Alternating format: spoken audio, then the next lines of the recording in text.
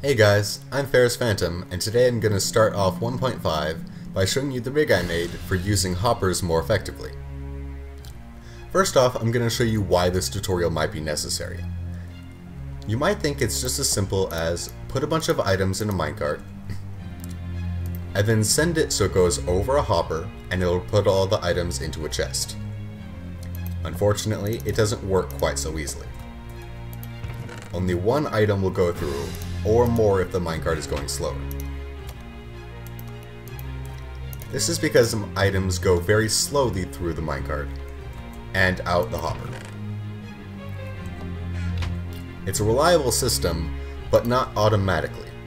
If you had to have this automatically stop and then start up again, if you had this entire chest full, it would need many redstone repeaters set all to full delay, and it would take up an incredible amount of space.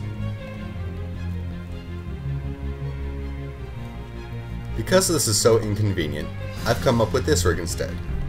Pretty compact, as only this little area is necessary, from the detector rail to the powered rail. Everything else is kind of just to set it up. How it works is anytime this redstone dust is powered, it will turn off this redstone torch and make that rail a break rail. This will happen whenever the hopper has items in it, because it'll activate the comparator, or the detector rail has a minecart on it. Whenever that happens, the rail will turn to a break rail, and if the minecart is on it, it will stop. Because of this, when the minecart goes through, it makes this a break rail, stops on the break rail, starts putting items into the hopper, which makes it continue to be a break rail, and will continue to be like that until every item is gone. Then once the hopper and minecart are empty and everything is in the chest, this will be powered again and send the cart on. I'll show an example of that now.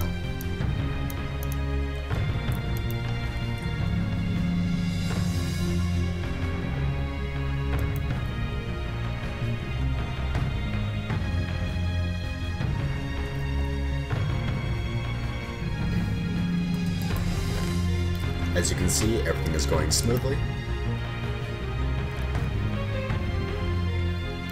And now as it empties out, it should show just how automatic it is.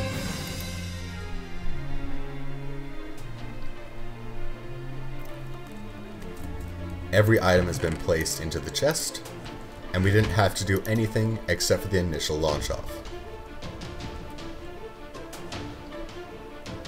Then here's the finished product.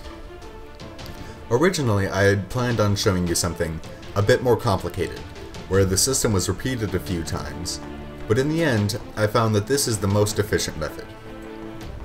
It's still the same base system for dropping off items, except it makes it so after a chest is filled, all the items drain to another chest, and another as many times as you want.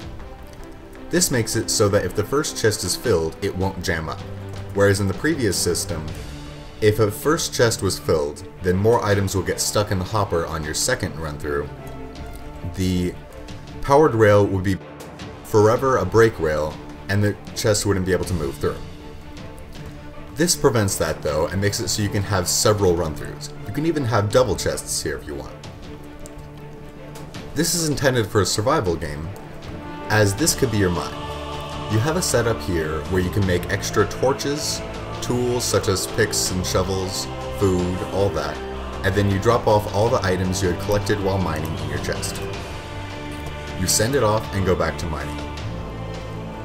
All your items are stored back in the overworld, which go all the way to the bottom of course, and you can go back to mining.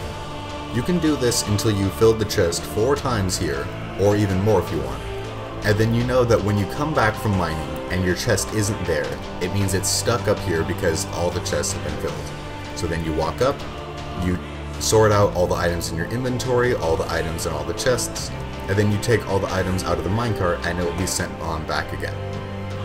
This makes it so if you want to mine for a very long time, you could do it for several typical trips worth before having to go back to the overworld. And that's about it. Thanks for watching.